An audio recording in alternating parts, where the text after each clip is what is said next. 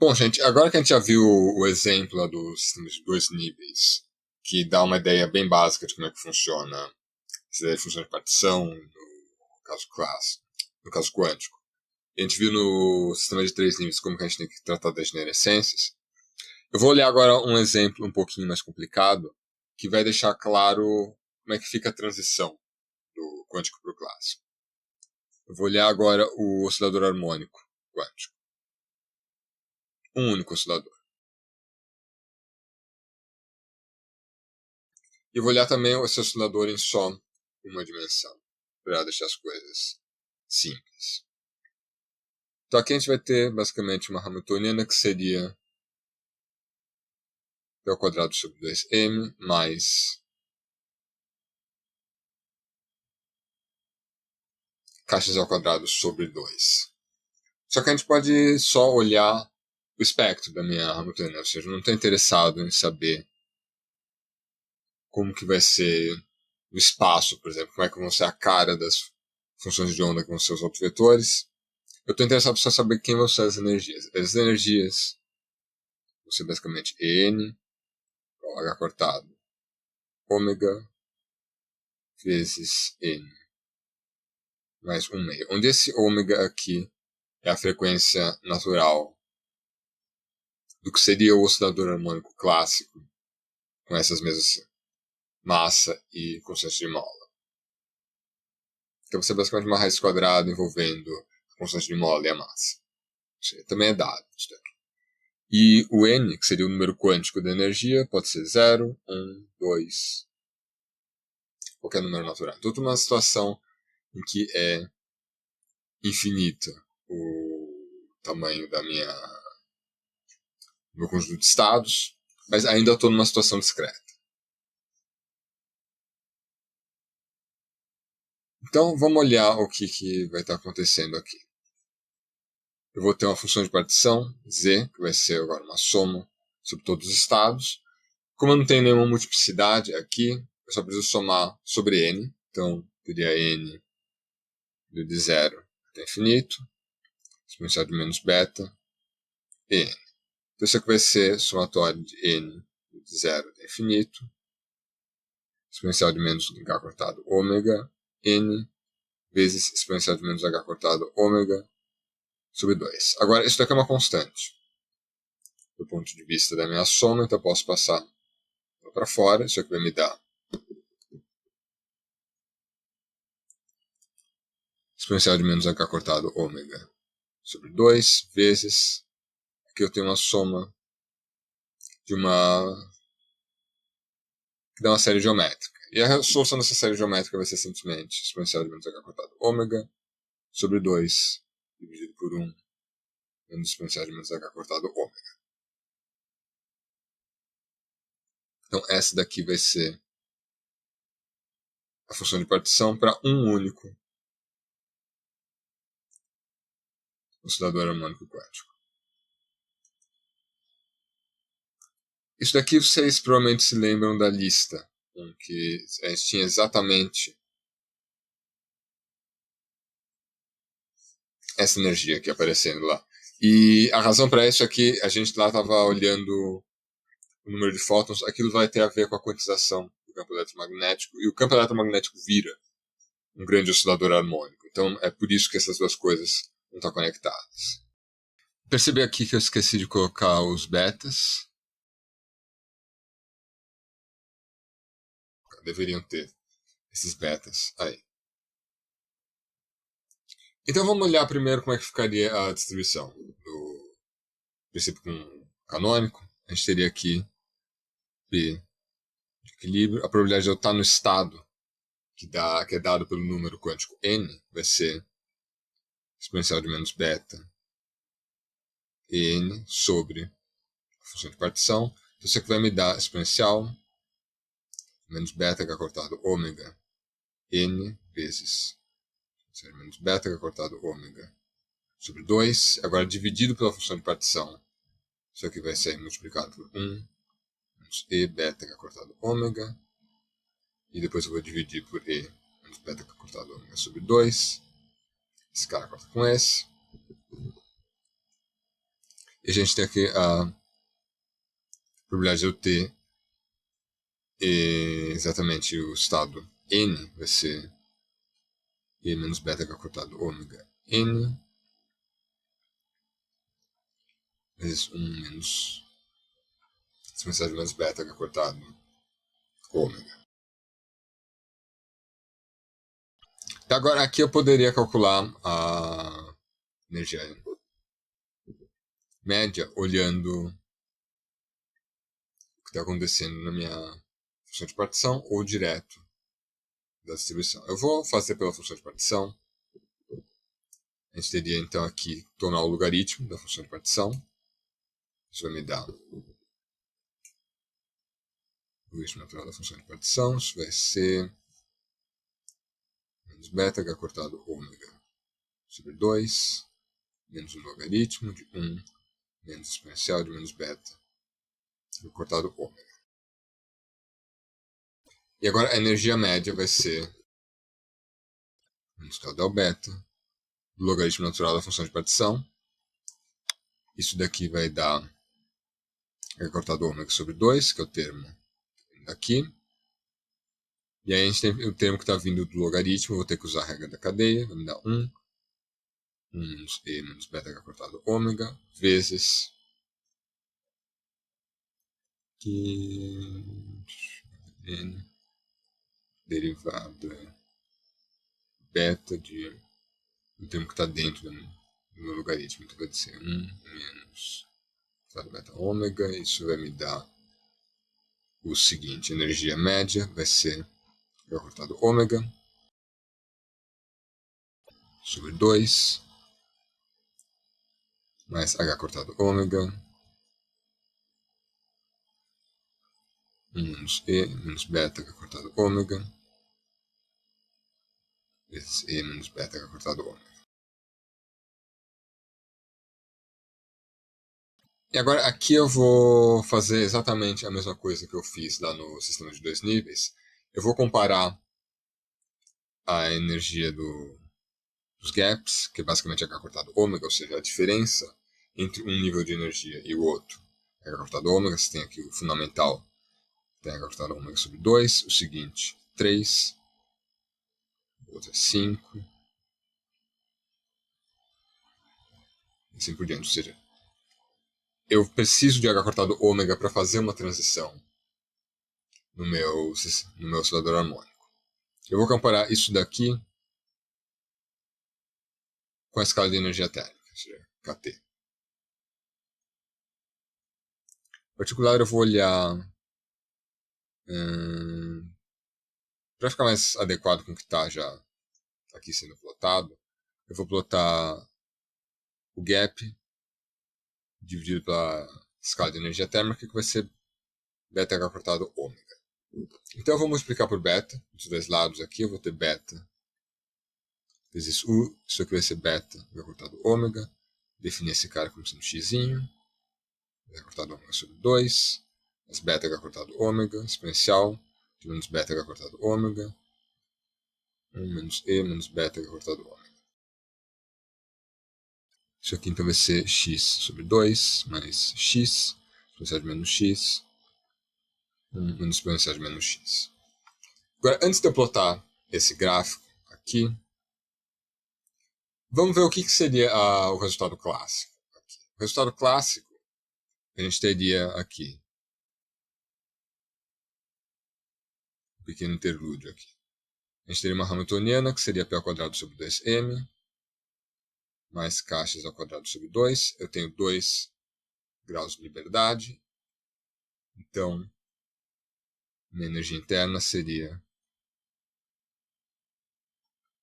simplesmente KBT. Então, eu teria beta vezes U igual a 1. Ou seja, esse daqui é o resultado clássico, esse daqui é o resultado quântico. Então, vamos ver o que está acontecendo. Então, vamos ver agora um gráfico comparando o beta vezes U no clássico e no quântico à medida que o x muda. A gente vai ter basicamente o seguinte. Ou seja, aqui em azul tem a curva do oscilador harmônico quântico, em laranja eu tenho a curva do clássico, aqui essa variável x, ela, lembrando, é beta vezes h cortado ômega. Então, ou seja, ele é h cortado ômega sobre kBt. Então, aqui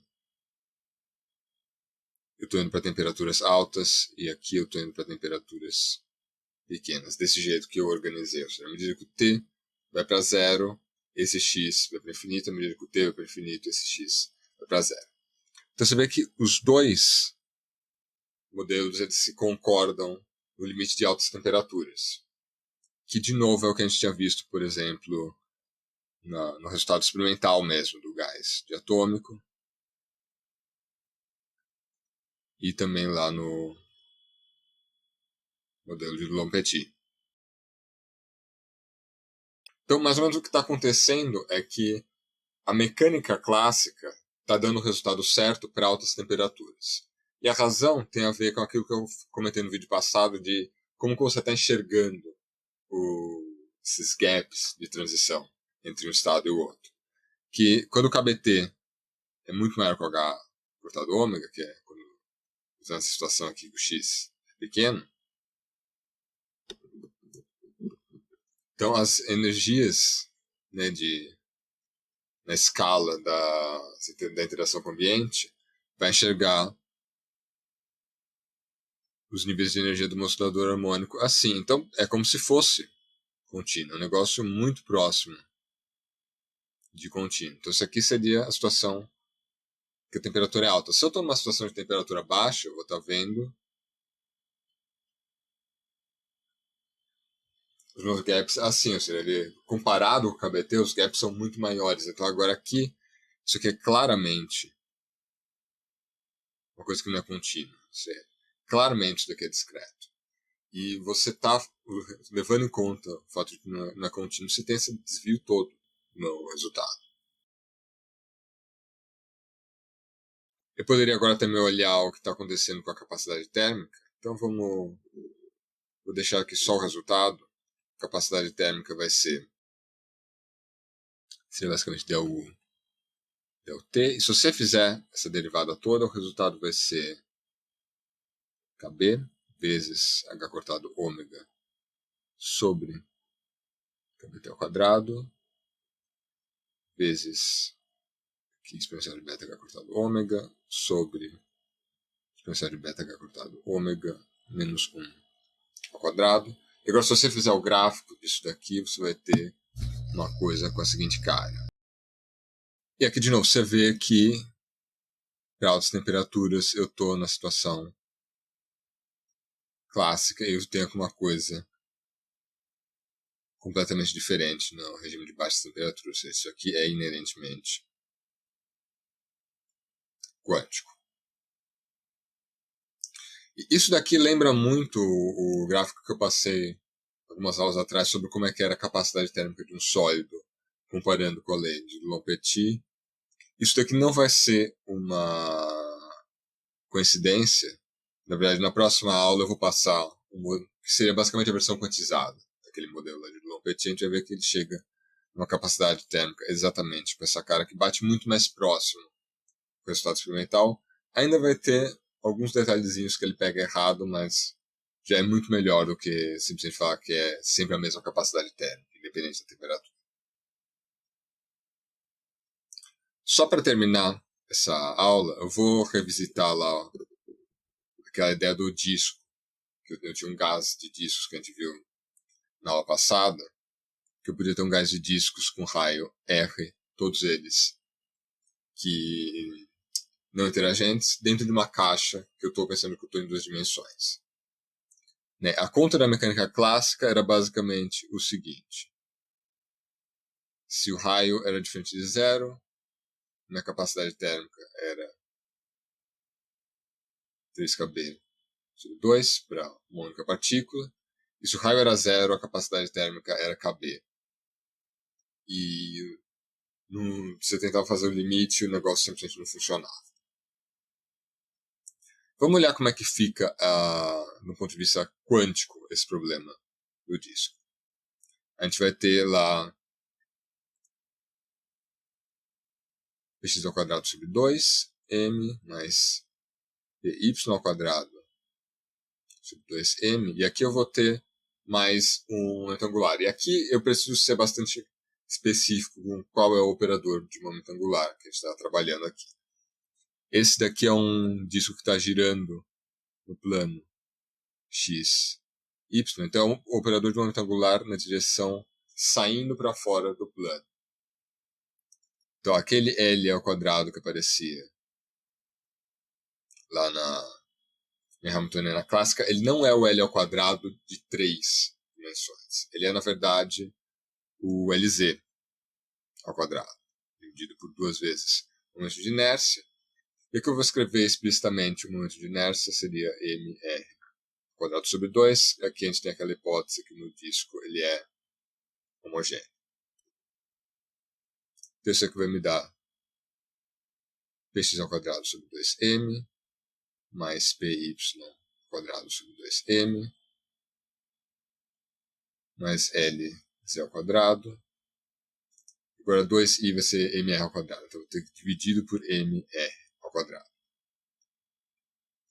Agora, os meus estados quânticos, agora você vai ter aqui, relembrando muito por cima como é que é a solução de uma partícula numa caixa, você vai ter basicamente um kx, ou seja, o comprimento de onda na direção x, eu vou ter um ky no comprimento de onda na direção y, e vai te dar um número de onda quântico nx e um número quântico ny aqui. E aqui eu vou ter basicamente como se fosse vamos chamar de S, aqui seria o número quântico da rotação. Esse pedaço aqui eu não estou interessado, tanto porque esse pedaço ele é independente do R. Eu só vou fazer qualitativamente essa conta agora. Então vamos ver o que está acontecendo aqui e tentar relacionar com aquela ideia de qual é a minha energia típica da temperatura e qual é o tamanho do gap. Então qual seria o tamanho do gap para a manutenção disso daqui. Você poderia pensar que seria também o modelo mais simplificado ainda, que a partícula não está se movendo, então você não teria esse termo cinético. Ela está só girando. Seria a mecânica estatística de um disco girando sem se mover. Mas porque esse pedaço aqui ele vai ser sempre a mesma coisa. Então, você vai ter uma energia que seria o Nx, Ny, não estou interessado nessa parte. Eu teria o S. Então você teria só que cada uma desses pedaços separados. Você teria um E de Nx, mais um E de Ny, mais um E de S, que eles são simultaneamente diagonalizáveis. Então esse daqui é o outro valor que está vindo do px ao quadrado sobre 2m. Esse aqui é o que está vindo do py ao quadrado sobre 2m. Esse aqui é o que está vindo do Lz ao quadrado sobre mr ao quadrado. Então o que vai acontecer é que o ES ele vai ser 1 sobre mr ao quadrado vezes agora o quadrado do alto valor do Lz, que é h cortado S. Então a gente vai ter h cortado ao quadrado, S ao quadrado.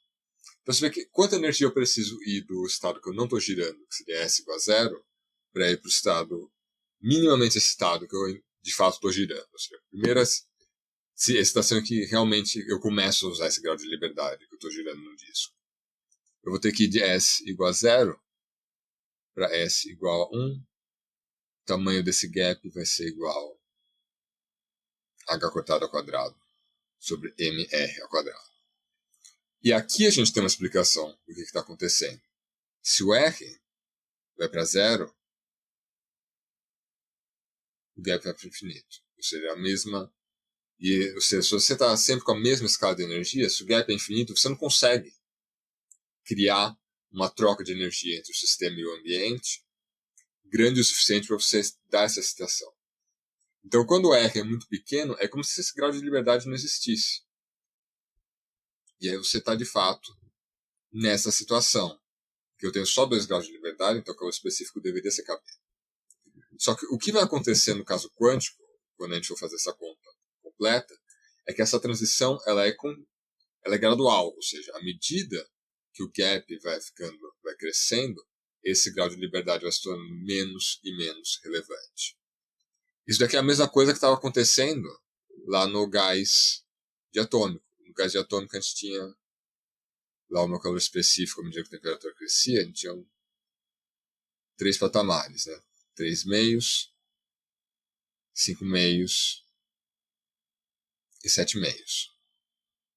Se você fosse indo mais ainda para temperatura zero, você ia ver aquela quedinha do calor específico para zero. Ou seja, o que está acontecendo aqui, aqui e aqui, é que o gap transnacional é muito menor do que o gap rotacional, que é muito menor que o gap vibracional. Então, se eu estou numa situação de temperatura baixa, eu só estou enxergando esse grau de liberdade, que eu não consigo criar excitações nesses graus de liberdade. Quando eu tenho uma temperatura maior, eu já tenho mais energia disponível. Agora eu consigo excitar esse grau de liberdade, mas ainda não consigo excitar o grau vibracional. Quando eu chego aqui, agora eu tenho temperatura suficiente para excitar todos os graus, e não só isso, mas eles parecem com contínuo. Ou seja, meu KBT é muito maior do que qualquer um desses gaps aqui. Então, basicamente, a mecânica clássica tem a ver com como que eu estou fazendo as transições. Se eu puder fazer a transição de qualquer energia para qualquer energia, eu estou numa situação clássica. Agora, se eu tenho valores muito específicos em que eu posso fazer as minhas transições, eu estou numa situação quântica. E é por isso que também, né, quando eu vou para temperaturas altas, eu vou enxergar o mundo clássico, que aí eu tenho um KBT grande, e aí qualquer gap acaba se tornando pequeno e aí parece contínuo. E aí se recupera o resultado clássico. Bom, gente, na aula que vem eu vou continuar fazendo exercícios, exemplos aqui dessa situação quântica. Eu vou revisitar, por exemplo, na próxima aula aquele modelo do Dulong-Petit. Eu vou agora rever a versão quântica dele, que é o modelo de Einstein.